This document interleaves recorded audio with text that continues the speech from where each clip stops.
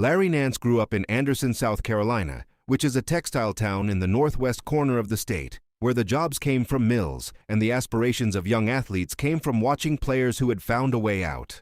He was a power forward from Clemson University, which was not a basketball school in the way that Duke or North Carolina were basketball schools, and he arrived in the NBA in 1981 as the 20th pick in the draft, which was low enough that the team selecting above him had calculated he was not worth a higher investment, and high enough that someone had recognized what he was. What he was a player who could do something with his body that most human bodies are not designed to do, which was to rise from the earth at a speed and a height that made the ordinary physics of basketball irrelevant for the duration of the leap. Larry Nance jumped. He did not simply jump high, which many players can do, but jumped with an efficiency of motion. All the energy going upward, nothing wasted on horizontal drift or angular inefficiency, that the league had not seen in exactly that form before and has not seen in precisely that form since. In 1984, at the first NBA All-Star Weekend Slam Dunk Contest held in Denver, Larry Nance won. He defeated Julius Erving, who had invented the vocabulary of the slam dunk in the American Basketball Association and had been performing variations on flight for a decade and a half. He defeated a field that included players for whom dunking was the central currency of their athletic identity. He won the contest the first time it was held, which means he is the answer to the trivia question that no one asks but that answers everything: who was the original? Larry Nance, from Anderson, South Carolina, the 20th pick, who played at Clemson and arrived in Phoenix and then Cleveland, and spent 14 seasons averaging 17 points and 8 rebounds per game, while becoming one of the most efficient scorers in the history of the position and one of its most underrated defenders. He was a 3-time All-Star. He was the first-team All-Defensive selection for the 1988-89 season, which meant the voters who watched every relevant game that year determined that among all power forwards in professional basketball, the one who did the best job of taking away what the offense wanted was Larry Nance. This is not a trivial distinction. The offense wanted Michael Jordan. The 1989 Cleveland Cavaliers had Larry Nance to stop him. He was also, when it mattered, a defender. The slam dunk contest version of Larry Nance, the one who rises from the earth in athletic celebration, arms extended, body fully committed to the upward arc, is the version that the highlight reels preserved and the public remembered. But the reason the Cleveland Cavaliers traded for him in February 1988 was not the dunking. It was the other direction. Nance could contest shots without fouling them, which is the specific skill set that separates elite defenders from merely athletic ones. He could read where the ball was going and position himself between the shooter and the basket without arriving too early and committing the foul that undoes the positioning. He averaged 2.2 blocked shots per game across his career, which was the highest total for a non-center in the history of the NBA at the time he retired. He could guard the post. He could switch onto perimeter players. He was, in the specific lexicon of the era, a basketball player rather than a basketball athlete, which means he had converted the athleticism into decisions rather than simply expressions. The Cleveland Cavaliers of the late 1980s were one of the most talented young teams in the history of the franchise, which is not saying much given that the franchise had not historically been talented, but which becomes meaningful when calibrated against the broader league. They had won 57 games in the 1988-89 regular season, which was tied for the second-best record in the NBA, behind the Detroit Pistons. They had Brad Daugherty, the #1 overall pick in the 1986 draft, who was 23 years old and averaging 19 points and 9 rebounds per game, and who was in the process of becoming the best player the franchise had ever had. They had Mark Price, who was a point guard of exceptional precision, shooting 39% from three in an era when many teams still regarded the three-pointer as a tactical curiosity rather than a strategic foundation. They had Ron Harper, who was an athletic wing who could score and defend. And they had Larry Nance, who had been acquired from the Phoenix Suns in a trade in 1988, specifically because Cleveland needed a defensive presence in the front court who could compete with the kind of players the Eastern Conference was putting forward, which was the kind of players who were very large and very good, and who the Cavaliers could not stop without someone like Nance. Magic Johnson said of the Cleveland Cavaliers in 1989, "They're going to be the team of the 90s. The sentence has survived as one of the more famous mispredictions in the history of sports commentary. But it was not an unreasonable assessment at the time. The Cavaliers had the youth and the talent and the coach in Lenny Wilkens, who was in the process of accumulating victories at a rate that would eventually make him the winningest coach in the history of the NBA when he retired. They had everything you needed to build a championship contender. assembled through the draft with the kind of patience that front offices admire in retrospect and are unable to execute reliably in practice. What they did not have, and what they would discover they did not have in the most painful way the discovery is ever made, was a Michael Jordan. The Bulls and the Cavaliers had met in the 1988 playoffs, the previous season, in a first-round series that Chicago won in 5 games. Cleveland had finished the regular season with the better record. The Bulls were a 6th seed. The result should have gone the other direction, by the logic of seeding and records, but Jordan averaged 38 points per game in the series, and the logic of seeding and records is generally not applicable when Jordan is playing. The Cavaliers had watched that series end and had concluded that if they wanted different results, they needed to address what Jordan was doing to them, which they attempted to do by acquiring Nance and by installing the strategic framework that Lenny Wilkens believed could slow Jordan down, which was to swarm him with multiple defenders and force the Bulls to win with contributions from players who were not Jordan. The 1988-89 regular season went the way the Cavaliers expected. They won 57 games. They swept the Bulls in all 6 regular season meetings between the two teams. Jordan would say afterward, "We couldn't even beat their subs," and that was true, since one of the 6 regular season losses was to a Cleveland team that was resting 3 starters. The season's final game, on the last day of the regular season, was Jordan's Bulls losing 90-84 at Chicago Stadium to a Cavaliers squad resting Mark Price, Larry Nance, and Brad Daugherty. The headline in a Chicago newspaper the following morning read, "Bulls resemble cadavers in sorry loss." Jordan read it. He had already predicted, before the playoffs, a Bulls advance in 4 games. The prediction and the headline existed simultaneously in the same city, and Jordan held both in the same competitive metabolism that converted everything available, confidence, disrespect, his own failures, other people's successes, into the specific energy that the playoff version of his game required. He was wrong about the 4 games. He was right about the advance. Brad Daugherty watched the 1982 NCAA championship game from the stands. He was a 16-year-old recruit who had accepted a scholarship to the University of North Carolina under Dean Smith, and he was at the arena in New Orleans as a guest of the program, seeing what he was about to join.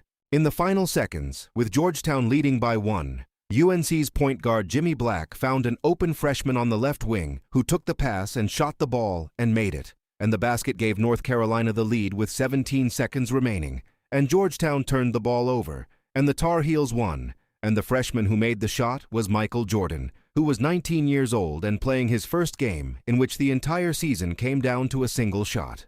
Daugherty watched it go in from the stands. He was 16. He would spend the next 4 years playing for the same program, under the same coach, and for 2 of those years he would play alongside the same player. In 1983 and 1984, Bradley Daugherty and Michael Jordan were teammates at North Carolina.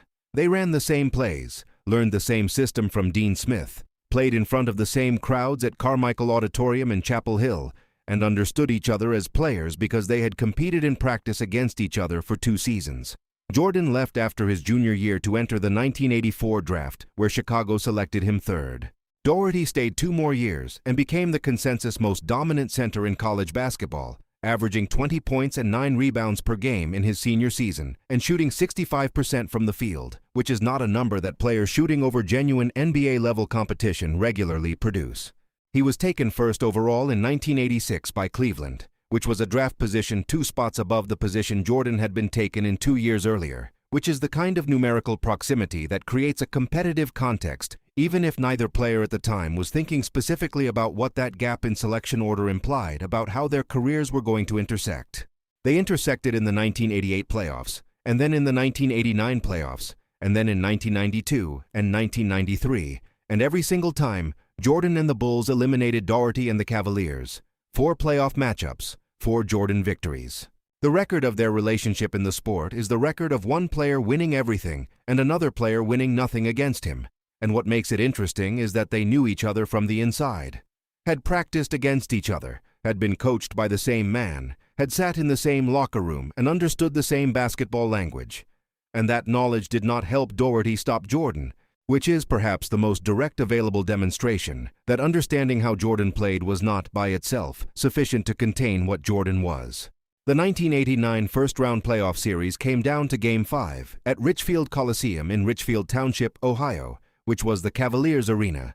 a building outside Cleveland that had been opened in 1974 and seated 20,000 people, and was, on the night of May 7, 1989, full of people who had spent the previous 48 hours in possession of what seemed like the most important ingredient for a Cleveland sports victory, which was evidence that the opponent was fallible.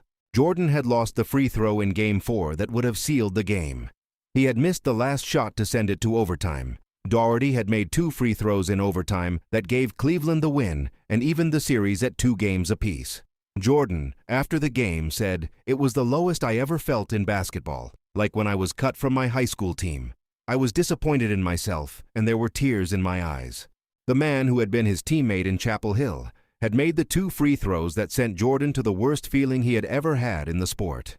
The Cleveland fans, who had spent the winter watching their team go 6-0 against Chicago while Jordan was declaring they would certainly get swept, had spent the 48 hours between Game 4 and Game 5 in the comfortable position of knowing that Michael Jordan cried in the locker room after Brad Daugherty beat him.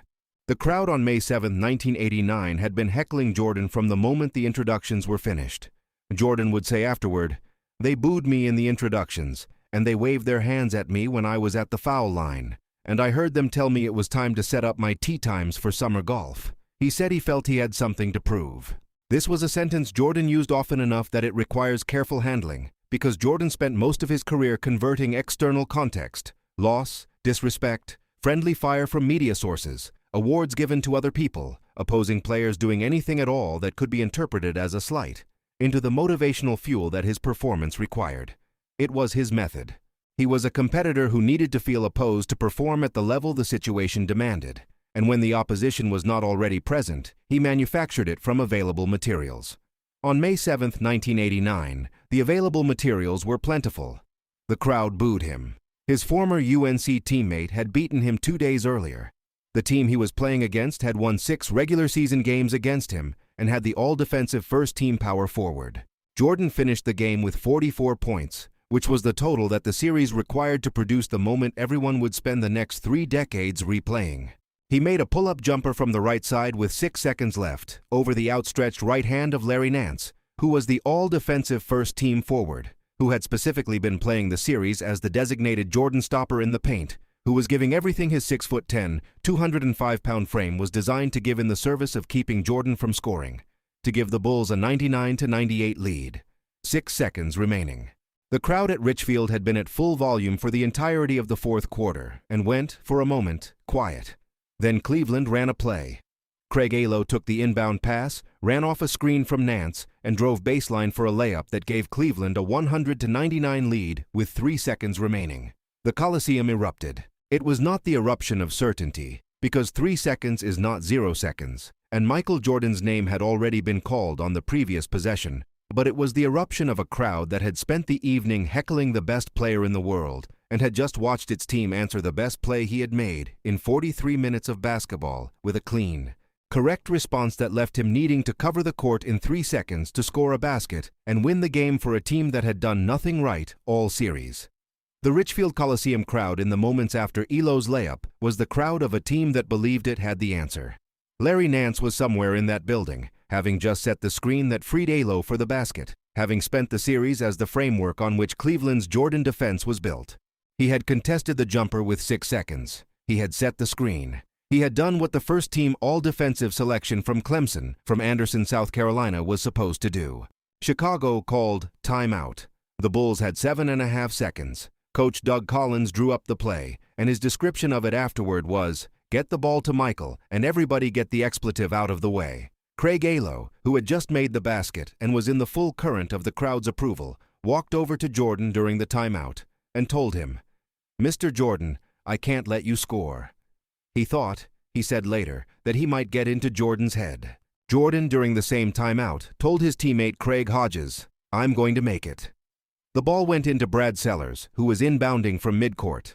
Lenny Wilkins had elected not to defend the inbounder, which created a window, but he had also assigned Larry Nance and Alo to cover Jordan simultaneously, sandwiching him. This was the correct strategic decision. The incorrect execution was that Nance, who was fronting Jordan from the direction of the basket, lost him in the scramble when Jordan pushed off and got himself free.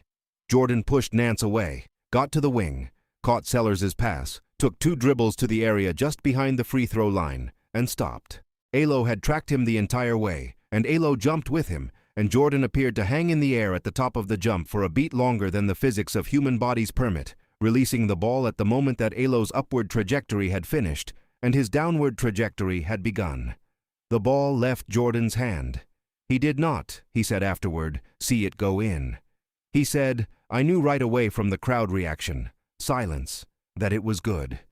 The silence arrived in the Richfield Coliseum, the way silence arrives in large arenas when an impossible thing has happened, which is all at once and everywhere simultaneously. 20,000 people with their breath taken from them at the same moment. Jordan had already begun pumping his fist before the ball finished its arc through the net. He was pumping his fist and jumping and shouting, it's over, go home." And Alo was on the floor a short distance away, having landed from his own jump, and the Cavaliers were standing in the spots on the court where the play had left them, and the Coliseum was performing the specific acoustic phenomenon of 20,000 people finding out at the same moment that the summer had arrived. Brad Daugherty, in the locker room afterward, shook his head and said, "I just can't believe he made that shot. We did everything right. I just can't believe it." He also said, "I don't see how he stayed in the air that long. It's the most outstanding shot I've ever seen."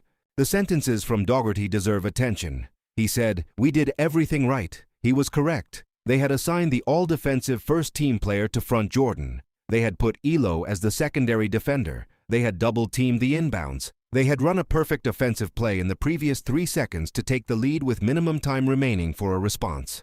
They had done everything the coaching staff knew how to do, everything the 15-year head coaching career of Lenny Wilkens had accumulated in terms of knowledge about how to neutralize the player in front of them.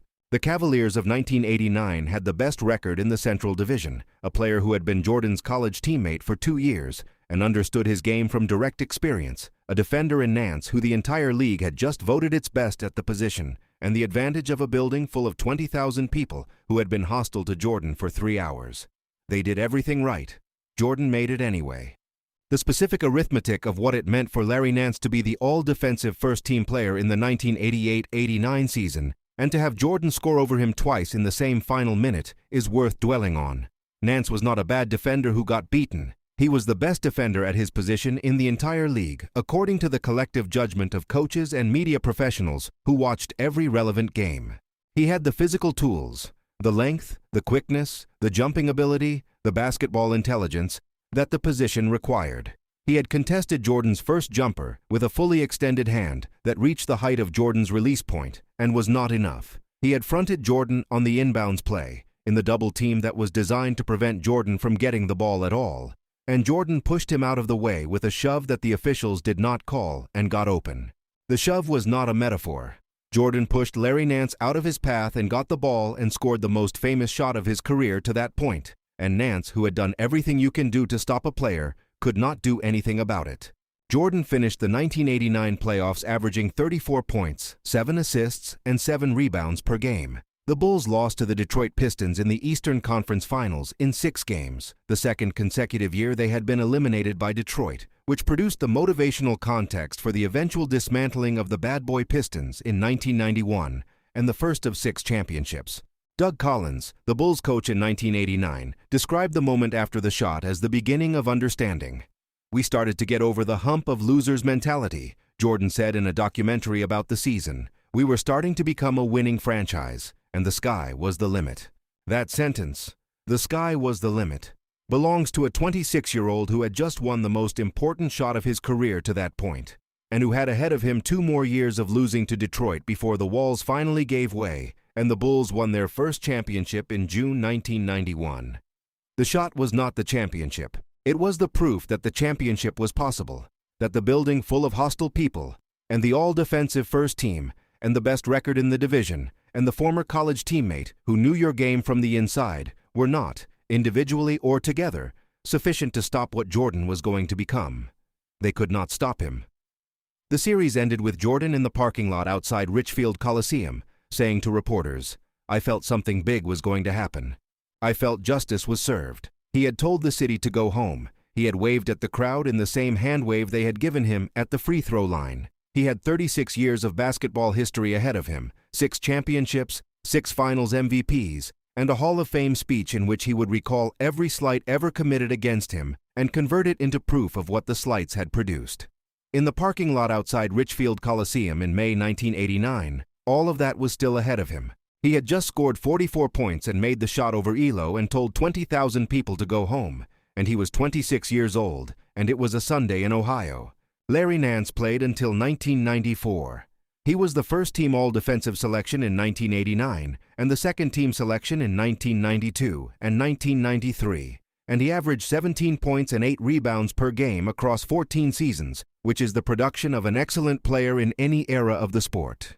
He never won a championship. He won the first slam dunk contest ever held in 1984, and then Jordan won the next one, and the one after that, in 1987 and 1988, which is the kind of compressed biographical fact that contains more than it says. Nance won first. Jordan came next. His son, Larry Nance Jr. Was drafted in 2015 and eventually played for the Cleveland Cavaliers, the same franchise, wearing his father's retired number, and the cycle of the game continued in the way the game continues when the people who played it leave behind children who also play it. Brad Daugherty retired in 1994, at 28 years old, his back giving out before his talent did, which is the specific cruelty of back injuries in the careers of large men who ask large things of their spines. He had averaged 19 points and 9.5 rebounds per game across 8 seasons. He was a 5-time All-Star. He never won a championship. Not in 4 playoff matchups with Jordan's Bulls. Not in the 1992 Eastern Conference Finals, when the Cavaliers finally made it past the first round and faced Chicago and lost in 6 games. And not in any other year of his career, because there was always something between the Cavaliers and a championship, and eventually that something permanently took the form of a back that could not continue. He is the all-time leading scorer in Cleveland Cavaliers history, a record that stood until LeBron James broke it in 2008, which is another sentence that requires a moment's consideration. The best player in his franchise's history held the scoring record only until the best player in the sport's subsequent generation arrived and took it. They both became NASCAR team owners. In 2023, Daugherty's team won the Daytona 500, which is the race that matters most in the sport that had been Daugherty's second identity since before he left basketball. Jordan's team, 23X Racing, had not won the Daytona 500 at that point. Daugherty said that he and Jordan were already talking trash, which was the old NBA narrative. He said, "I pull for him. I want that 47 car to finish first, but I want his cars to finish second every week." Jordan congratulated him. His words were, "Congrats, my brother. Congrats, man. Proud." They were 2 men from North Carolina who had played basketball at the same university under the same legendary coach and had faced each other in the playoffs in the sport that defined both of their careers, and one of them had won everything and the other had won nothing, and now they were racing team owners in their late 50s, and the score on that particular Sunday in February 2023 was finally, for the first time in the 35 years since they first played against each other as professionals, Daugherty won. Jordan 0. Jordan said after the shot, "I never saw it go in, but I knew right away from the crowd reaction, silence, that it was good." The silence. That is the sentence. Not the made shot, not the 44 points, not the fist pump, not the celebration he said he maybe shouldn't have allowed himself, not any of the visible elements of the moment, but the way he knew what had happened before he turned to look. From the absence of sound in a building that had been generating sound against him for 3 hours. Silence is not an absence in that context. It is a specific presence, the presence of 20,000 people who predicted his failure and received his success and had no language for the moment after the ball went through the net. They had booed him in the introductions. They had waved their hands at him at the free throw line. They had told him it was time to set up his tee times. They had watched Brad Daugherty, who had been Jordan's college teammate and knew exactly what Jordan did and how he did it, make 2 free throws in overtime 2 days earlier to send Jordan to the worst feeling of his basketball life. They had 37,000 square feet of arena and 20,000 voices and every possible available reason to believe that Larry Nance and Craig Alo and the first-round pick differential and the 6 regular season wins and the tears in the opposing locker room 2 days before were sufficient. The ball went through the net, and they had nothing. The crowd knew before they knew that they knew, and Jordan, in the air before the ball finished its arc, felt the knowledge arrive in the form of nothing, which in a basketball arena at full volume is the loudest thing there is. He had told them to set up tee times. He pumped his fist and jumped and shouted, "Go home, it's over." The crowd, 20,000 people in a building in Richfield Township, Ohio, went home. It was over.